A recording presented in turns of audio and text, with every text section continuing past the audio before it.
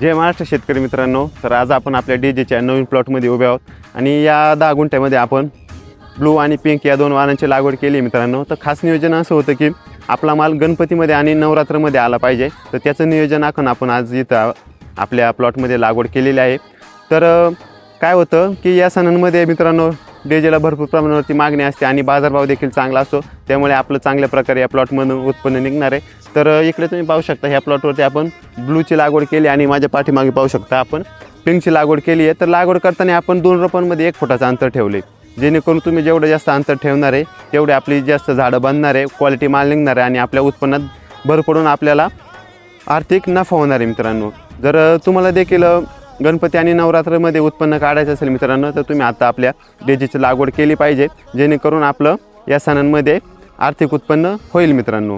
तर डीजेच्या माहितीसाठी आणि नवीन अपडेट्ससाठी मित्रांनो तुम्ही आताच आपल्या पेजला फॉलो करा। धन्यवाद।